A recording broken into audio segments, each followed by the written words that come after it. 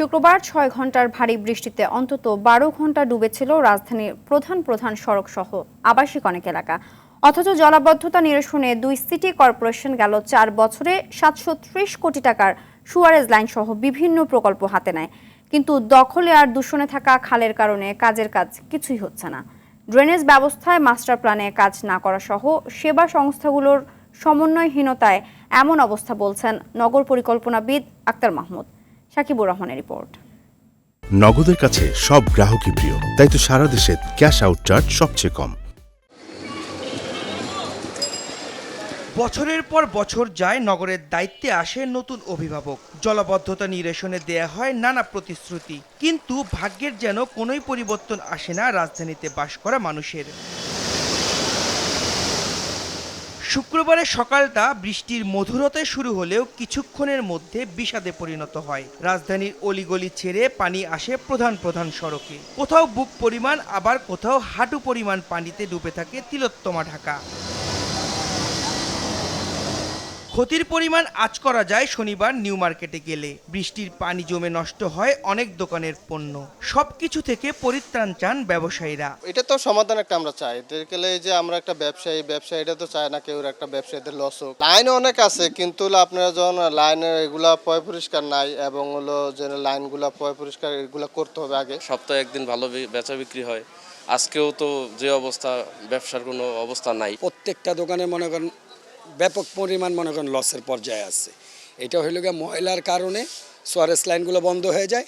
এগুলো তদারকি না করার কারণে এই অবস্থাটা নেই মার্কেটের মধ্যে। কিছু দোকানদারেরও দোষ আছে, আবার কিছু কাস্টমারও আছে যাদের ভুলের কারণে যারা ময়লা আবর্জনা এক জায়গায় ফালায়, মানে পরিষ্কার পরিচ্ছন্নতা রাখে না। ঠিক আছে, কাস্টমারও কিছু দোকান দিয়েছে, আবার আমার দোকানদারও অনেক দোকানদার আছে, যেমন দেখা গেছে আমার দোকান আমি পরিষ্কার রাখলাম কিন্তু আরেকজন ওটা সেভ করলো না, যাদের কারণে ময়লার কারণে হয়ে যায় কি অনেক সময় দেখা যায় ছোটোখাটো ময়লা হলে ঝাড়ু দেওয়া নিয়ে যায়। ঠিক আছে, বড় ধরনের ময়লা হলে যেমন এই যে কার্টনগুলো রাখছে বা আরও কিছু আসবাবপত্র রাখছে, এগুলো দেখা গেছে বৃষ্টির কারণে যদি জানতো তারা হয়তো বা এরকম রাখতো না, কিন্তু এটা তাদের ভুলের কারণে এটা হয়েছে। ঠিক আছে, তো আমি বলবো যে আসলে এটা আরেকটু সচেতনতা বৃদ্ধি হওয়া দরকার। এ তো গেল নগরের পানি জমে থাকার অবস্থা, কিন্তু সব দোষ কি কর্তৃপক্ষের? নগরে বাস করে মানুষের কি কোনোই দায় নেই? কিন্তু রাস্তায় পড়ে থাকা পলিথিন আর বোতলের ছবি বলে ভিন্ন কথা।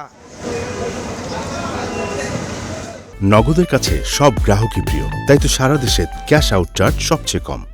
নগর পরিকল্পনাবিদরা বলছেন, ড্যাব বাস্তবায়ন করতে পারলে ভোগান্তি কমবে। পাশাপাশি ড্রেনেজ নিয়ে কোনো মাস্টার প্ল্যান না থাকায় এমন পরিস্থিতি সৃষ্টি। গত 4 বছরে যা দেখলাম, এটা শুধুমাত্র রক্ষণাবেক্ষণ এবং কিছু সামান্য অ্যাডহক বেসিসের কাজ হয়েছে, কিন্তু ড্রেনেজ মাস্টার প্ল্যানের কোনো বাস্তবায়নের কাজ হয়নি। ডিটেল এরিয়া প্ল্যান যখন সর্বোচ্চ আইন দ্বারা অ্যাপ্রুভড হয়, তখন এটাকে মানতে কিন্তু বাধ্য।